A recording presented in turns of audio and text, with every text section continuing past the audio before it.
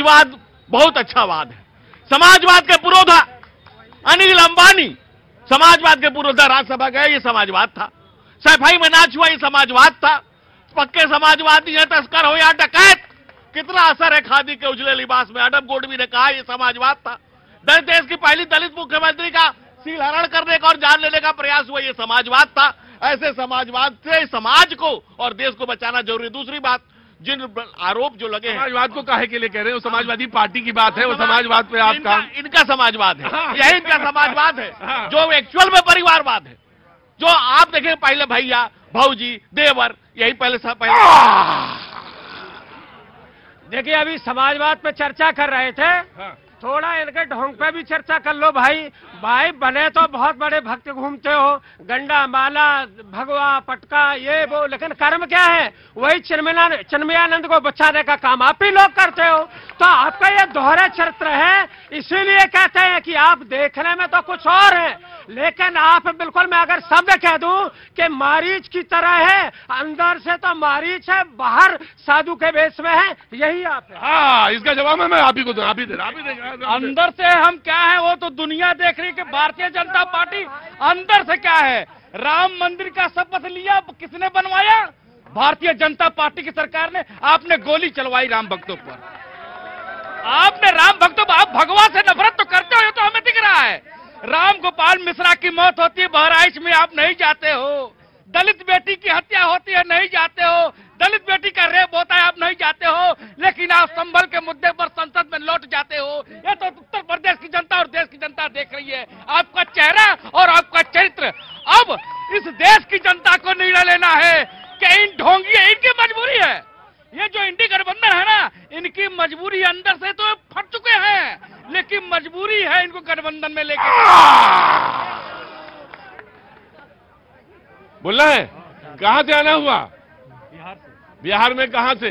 गया से। जी, क्या नाम है? रोहित नाम है हमारा। मैं हाँ। समाजवादी से पूछना चाहता हूं, जैसे ही परिवारवाद की बात आई तो अंदर बाहर देखने लग गए। तो आप अंदर, जैसे 2022 में डिम्पल यादव बोली थी कि भगवा जो है, क्या कहते हैं, भगवा को क्या गाली के तौर पे किया था। साहब आ रहे हैं हम आप पे, परिवारवाद पे आप रिप्लाई नहीं करते हो। और दूसरा आपने बोला था भैया जी कि स्ट्रेटेजी नहीं बनाते हैं, तो साहब जो सो रहा है उसको जगा सकते हो। ये लोग सोने की एक्टिंग कर रहे हैं, ये लोग सोने की एक्टिंग कर रहे हैं, इसलिए ये जाग नहीं पा रहे हैं। और अंतिम दिक्कत क्या है ना, कि नेता बनाया है राहु को।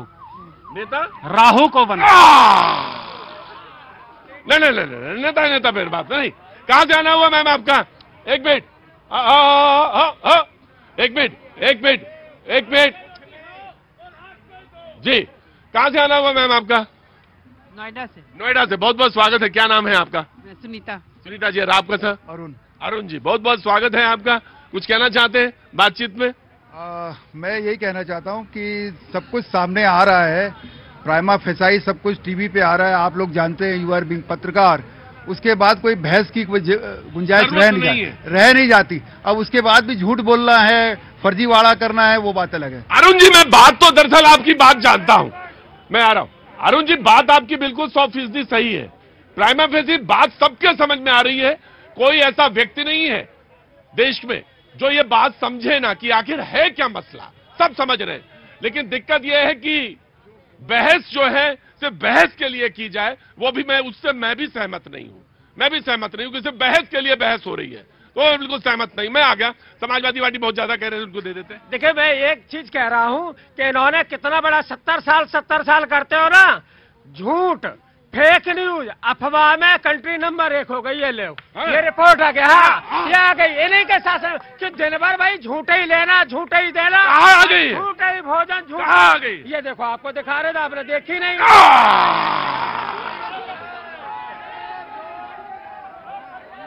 नमस्ते बाबूजी, कैसे? ठंडा अंडा तो पड़ने लगा। एक मिनट रुको। अरे गुरुजी, रुको, नहीं, बहस नहीं बेटा, बहस नहीं। वो अपनी बात कहने का उन्हें हक है। नहीं, अरे अब राघवेंद्र जी उधर पॉइंट आउट ना करो। राघवेंद्र जी पॉइंट आउट, ये जो बना के ले आए कि वो ये है, वो है, एक नंबर फेक न्यूज है, ये है, ये सब मैं लेने को तैयार नहीं हूँ जी।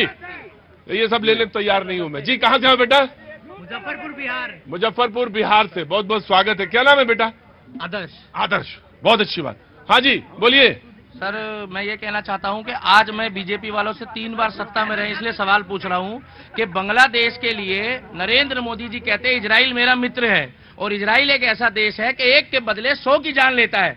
जिसका मैजिक पूरी दुनिया में चल रहा है उसका मैजिक बांग्लादेश में क्यों नहीं चल रहा है? बांग्लादेश हमारा पड़ोसी मुल्क है और ये मिसाइलें जो है ये दिवाली के लिए मैं देखिए मेरी बात सुनिए, मैं बिल्कुल चाहूंगा कि बांग्लादेश में हिंदुओं की स्थिति पर चर्चा जरूर हो, लेकिन एक बात समझनी चाहिए बेटा, और वो ये कि कुछ चीजें जो ऐसी हैं जिसपे बातचीत चले, संसद के अंदर कश्मीर पे बात हुई, सारी पार्लियामेंट में सारी बहस हुई और उस पर हमने एक स्टैंड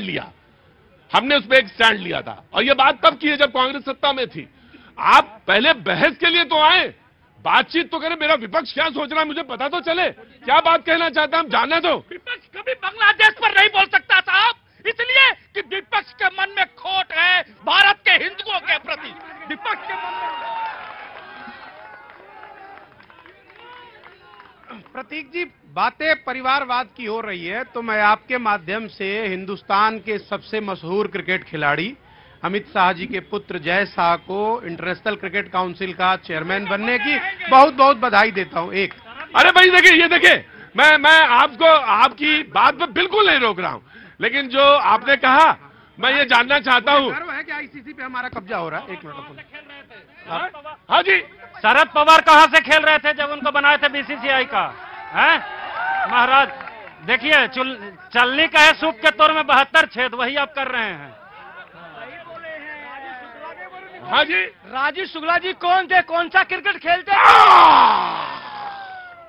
मुझे मालूम था कोई कहेगा जरूर इस पे, तो इसलिए जहां चलनी और सूप की बात हो वहां नहीं बोलना चाहिए, आगे बढ़ जाना चाहिए। थोड़ा तसल्ली वक्त सुन लीजिए। हाँ। ये क्वेश्चन आंसर रखेंगे तो बीच में अधूरा रह जाएगी बात। नहीं आपको मैं तारतम्य के साथ आप बोलिए। ये है कि 4 बड़ी बड़ी गंभीर बातें हैं।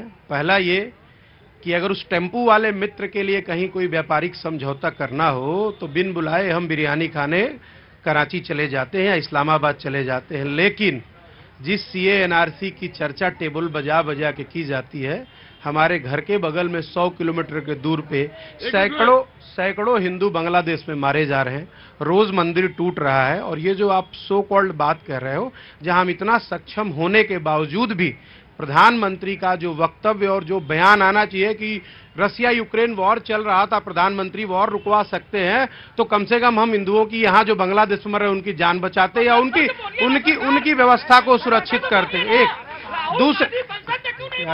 दूसरी इंपॉर्टेंट बात, संसद में बोलिए ना साहब, हम तो चाह रहे हैं। राहुल गांधी आज तक बांग्लादेश के मुद्दे को नहीं उठाए हैं, वो वहां जाने के लिए तो पहुंच जा रहे हैं। हमें जल्दी जाना है जहां पे दंगा हुआ है बहराइच में, सॉरी संभल में, वहां तो राहुल गांधी जी भागम भाग लगाए हुए हैं, लेकिन बांग्लादेश के मुद्दे पर नहीं बोल पा रहे हैं।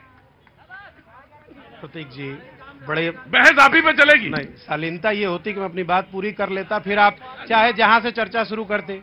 मैं रिपब्लिक स्टाइल की बहस करना छोड़ चुका हूं, प्लीज। तो आपसे हाथ जोड़, मैं आपसे एक बार गुजारिश करता हूं, अगर पब्लिक स्टाइल में आप डिबेट करना छोड़, रिपब्लिक स्टाइल ये मुझे नहीं मालूम क्या है, ये मुझे नहीं मालूम। रिपब्लिक स्टाइल नहीं, आपको सब मालूम है। देखिए एक बात बहुत साफ सी है, अगर हाँ जी, ये मेरी डिबेट है और मैं आप ही पे मैंने आपको पूरा फोकस रखा है, मैं आप ही में बोलने दूंगा, लेकिन मोनोलॉग अच्छा नहीं लगता। जब बिल्कुल आप बोलेंगे, आप ही बोलेंगे, मैं आप ही को डिबेट दूंगा। कांग्रेस से मैंने बीजेपी से मैंने सिर्फ 40 सेकंड पूछा है, मैं आप ही से पूछूंगा। लेकिन मैं आपसे एक सवाल पूछता हूं, बांग्लादेश पे आपके आंसू अच्छे लग रहे हैं, लेकिन संसद में आप पहला वाक्य तो नहीं बोलते, वहां पे क्यों नहीं बोलते? बोलिए आप। आंसू अच्छे लग रहे हैं, इसका क्या मतलब होता है? वो आंसू अच्छे लग रहे हैं, आपका दर्द छलक के आ रहा है। एक मिनट भाई, ये मोनोलॉग आप भी मत बात करिए।